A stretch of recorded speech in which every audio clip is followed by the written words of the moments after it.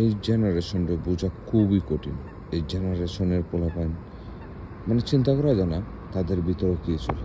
আসলে তাদের মাথা মানে ক্রেক গ্রাউন্ড না, তারা হচ্ছে স্বচ্ছ চিন্তাধারী এবং হচ্ছে তারা কীভাবে মানে আগে থেকে এখনের জেনারেশনের ফুলাফাইন কীভাবে মানে সাকসেস এবং হচ্ছে কীভাবে টাকা পয়সা কীভাবে মিলিনিয়ার কিংবা কীভাবে বিলিনিয়ার হওয়া যায় তার পিছনে কিন্তু এখন কিন্তু মানে ঘুরতেছে।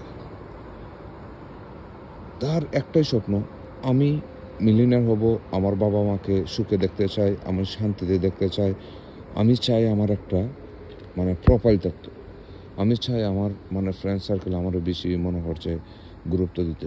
এই যে ব্যাপারগুলা এগুলো হচ্ছে এই জেনারেশনের ফুলাফানতে আছে। এই জেনারেশনে চায় না যে 10 জায়গায় গিয়ে 10 বার মারামারি করি। এই জেনারেশনে চায় না যে নেতার পা ছাড়ামি করি। এই জেনারেশনে চায় না যে কারো মাথার মধ্যে কাঁঠাল ভেঙে খাওয়ার চিন্তাধারা। এই জেনারেশন কিন্তু চায় না যে ঝগড়া করি, এই অন্যের সম্পত্তি হাতিয়ে নেই।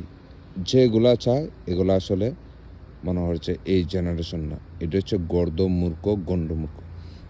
তো আমি একটা জিনিস মনে হইতে চাই, এই যে জেনারেশন আমরা জেন জেড যা বলি এটা আসলে জোস একটা মনে হচ্ছে পোলাপাইনদের মানে আমাদের চাইতে অনেক ফাস্ট। যদিও এই জেনারেশনগুলো মানে বুঝবে না, এটা বোঝার মনে হচ্ছে কেউ নাই। মানে এই জেনারেশন মাথা মোটা যেসব মনে হচ্ছে নেতা কিংবা হচ্ছে দেশ পরিচালক আছে, এই মাথা মোটা মানুষে এই মাথা মোটা নেতায় তাদেরকে চিনবে না। তাদেরকে চিনতে হলে এই জেনারেশন এজ ডাজন্ট ম্যাটার, সে যদি বৃদ্ধ হয়ে যায় সমস্যা নাই, ডাজন্ট ম্যাটার, বাট ব্রেন কখনো বৃদ্ধ হয় না, ব্রেন আরও বাড়ে।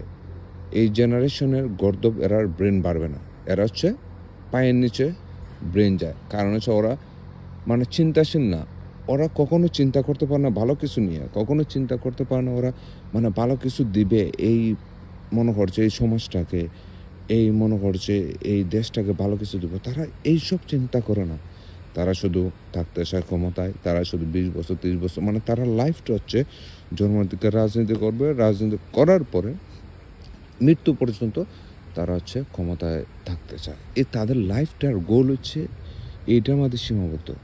আমাদের দেশে মনে করছে আজকে একজন সায়েন্টিস্ট হয় না, আজকে একজন মনে করছে ভালো পজিশনে যেতে পারে না। কিসের জন্য যেতে পারে না? এটার অবদান কিন্তু দেশের গভর্নমেন্ট। এটার যদি অবমান যদি মনে করছে ভালো কিছু করার দরকার, তাহলে এটা চিন্তা করতে হবে একজন সায়েন্টিস্ট এর মনে করছে এগুলা ব্যয় করতে হবে। একজন রকেট বানাইতে চায়, একজন ফোর্স বানাইতে চায়, একজন মনে হচ্ছে ভালো ধরনের মানে সায়েন্টিস্ট হতে চায়, একজন মনে করছে ভালো ট্যাঙ্ক বানাইতে চায়, একজন ভালো মনে করছে ড্রোন বানাইতে চায়। তাদেরকে ইন্সপিরেশন না কইরা ওই যত সব মনে করছে মূর্খর দলহল চাই গিয়া ওই মানে আন্দু বান্দু টাকার মধ্যে কি দেলায়। যেমন শিল্পী সংস্কৃতি, কিতা সংস্কৃতি, আরে বাবা ইটা বাদ দেয়া নিজেকে আগে শক্ত করো, ওদের পিছনে ইনভেস্ট করো, দেখো কত সায়েন্টিস্ট আছে, তারপরে এটা ড্রোন বানাও, ফার্স্ট ড্রোন বানায় তুমি সেল করো, এখান থেকে ইনকাম হইতেছে। মানে এসব জিনিস চিন্তাই করতে পারেন।